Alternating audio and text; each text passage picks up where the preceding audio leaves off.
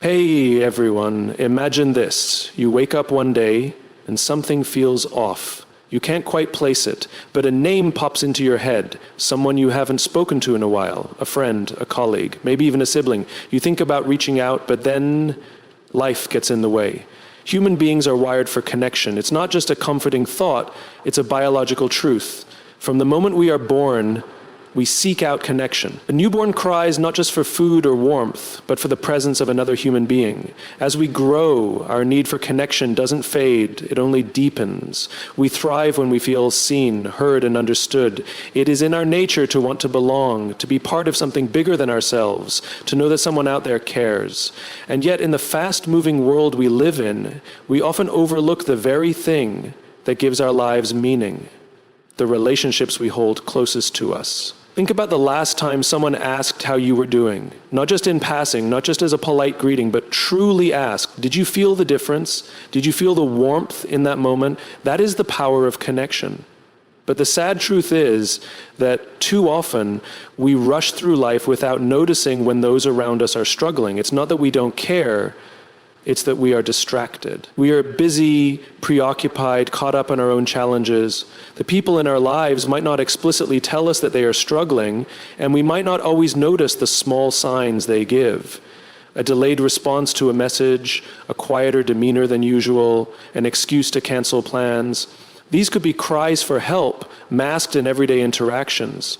But in our hurried lives, we dismiss them as unimportant or assume they'll reach out when they need us. The reality is that people rarely ask for help outright. Struggles are often silent. Pain doesn't always come with a grand display of emotion. It comes in the form of withdrawal, in subtle shifts in behavior, in unspoken words. And if we aren't paying attention, we might miss it. We might assume that because someone looks fine on the surface, they must be okay. But looking fine and being fine are not the same thing. Some of the people who seem the strongest are the ones who need support the most. The challenge is not just in recognizing when someone is struggling, but in choosing to act. It is in pushing past the discomfort of not knowing what to say or how to help. We don't always need the perfect words. We just need to show up. Sometimes the most powerful thing we can do for someone is to simply be present, to listen, to acknowledge, to remind them that they are not alone. In today's world where technology has made communication easier than ever, true connection has ironically become harder to find. We send quick texts, we scroll through updates, we assume we know how people are doing based on their carefully curated social media posts. But what we see online is rarely the full picture. A smile in a photo does not always mean happiness. A well-written status does not always mean stability. The only way to truly know how someone is doing is to ask, to listen, and to be fully present in that moment. Connection is not just about being physically present. It's about being emotionally available. It's about taking the time to truly understand someone else's reality, even when it's messy, even when it's uncomfortable. It's about recognizing that our presence, even in small moments, has the power to heal. A simple conversation, a genuine question, a moment of undivided attention, these are the things that can remind someone that they matter. We often underestimate the impact we have on others. We assume that our words, our gestures, our time are insignificant. But the truth is, small moments of connection can change everything. They can pull someone back from the edge, remind them that they are seen, remind them that they are valued. We don't always know what someone is carrying, but we can choose to show up anyway. We can choose to be the person who notices, the person who asks, the person who listens. So as we move through our lives, let's make a commitment, not just to connect when it's convenient, but to connect when it's needed, to slow down, to pay attention, to reach out. Because in the end, we are not meant to go through life alone. We are meant to walk alongside one another, to lift each other up, to remind each other that we belong. And sometimes all it takes is a moment of presence to make all the difference. 8 minutes. That's all it takes to create a meaningful connection with someone. In a world that constantly pulls us in 100 different directions, where time feels like the most precious and fleeting resource, we often believe that deep conversations, emotional bonds, and real impact require long hours. But science tells us otherwise. The truth is, it's not about the amount of time we spend, it's about how intentional we are in those moments. 8 minutes of undivided attention can make someone feel seen, heard, and valued in ways that hours of distracted interaction never could. We've all experienced conversations where someone isn't really present. Maybe they're scrolling through their phone, nodding absent-mindedly, or responding with half-hearted ahas. Those moments don't create connection, they create distance. But think about the last time someone gave you their full, uninterrupted attention, even for just a few minutes. Didn't it feel different? Didn't it make you feel important? That's the power of presence. In just 8 minutes, you can truly check in on someone. Not with the usual, hey, how are you, that expects a quick, I'm fine, but with a real question, a question that invites honesty, a question that says, I actually care.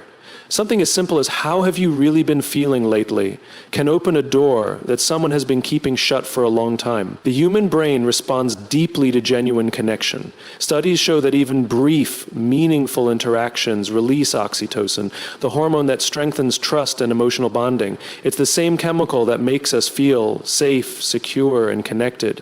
When someone experiences this kind of connection, even in a short interaction, it can shift their entire mindset. It can remind them that they are not alone. Most of the time when people are struggling, they don't need someone to fix their problems. They don't need solutions, advice, or grand gestures. They just need someone to sit with them, listen, and acknowledge what they're going through. And that kind of presence doesn't require hours. It just requires focus. Imagine what would happen if every day you set aside just 8 minutes to connect with someone. A friend, a family member, a colleague, anyone who comes to mind. It can be a phone call, a short conversation, or even a voice message that says, hey, I was thinking about you, how's everything going? That small effort can be the difference between someone feeling isolated and someone feeling supported. The reason this works isn't just psychological, it's biological. Human connection regulates our nervous system. It lowers stress levels, improves mental health, and even has long-term effects on physical well-being. When we engage in genuine conversation, our bodies respond positively, our heart rates synchronize, our cortisol levels drop, and we feel emotionally lighter. This isn't just feel-good rhetoric, it's science. One of the biggest mistakes we make is assuming that deep connection requires a big time commitment. We tell ourselves that we'll reach out when we have more time, when life slows down, when things feel less chaotic. But those moments never come. Life keeps moving, and the opportunities to connect pass us by.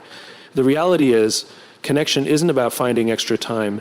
It's about making the most of the time we already have. Think about all the moments in your day that slip away without intention. The minutes spent mindlessly scrolling, waiting in line, or commuting. What if you used just 8 of those minutes to reach out to someone? What if instead of assuming people are fine, you took the time to check in? What if you created a habit of meaningful connection, just a few minutes at a time? The impact of this is greater than we realize. We tend to underestimate how much a small moment of kindness, attention, or acknowledgement can mean to someone else. What might feel like a brief, ordinary conversation to you could be the moment that pulls someone out of loneliness. It could be the moment that reminds them they matter. When we look at the bigger picture of our lives, it's not the hours spent working, running errands, or checking notifications that define our relationships. It's the moments of connection. The short but meaningful conversations, the times when someone truly listened, the simple check-ins that made us feel less alone. So the next time someone crosses your mind, don't wait for the perfect time to reach out. Take 8 minutes, call, text, or sit down with them. Be present, be intentional. Those 8 minutes might seem small to you, but to someone else, they could mean everything. Not everyone who is struggling will say it out loud. In fact, most people won't. Instead of reaching out and asking for help, they withdraw. They become quieter, less engaged, or subtly different from the person they used to be. And because these changes aren't always dramatic, they are easy to overlook. That is why recognizing the small, silent signals of struggle is so important. It's not just about being observant. It's about being present enough to notice when someone isn't quite themselves. When people are going through something difficult, they don't always have the words to express it. They might feel like a burden, afraid of being judged, or simply unsure of how to articulate their pain. So instead of talking about it, they show it in ways that aren't always obvious. Maybe they start responding to messages less frequently, canceling plans more often, or seeming emotionally distant. Maybe their usual energy is missing, their laughter feels forced, or their enthusiasm for things they once loved starts to fade. These aren't random changes. They are often signs of internal battles that no one else can see. One of the biggest misconceptions about struggle is that it always looks dramatic, like someone crying, visibly upset, or openly saying they're in pain. But more often than not, struggle is quiet. It looks like avoidance. It looks like I'm just tired, or I've been busy. It looks like a person who says they're fine, but doesn't quite seem fine. And because these signals are subtle, they are easy to brush off. It's easy to assume that someone's just going through a phase, that they'll bounce back on their own, or that if they really needed help, they would ask for it. But that's not how it works. Most people who are struggling won't come to you and say, I need help. They won't announce that they feel overwhelmed, isolated, or on the edge of something they can't quite control. Instead, they'll change in small ways, hoping that someone notices without having to ask.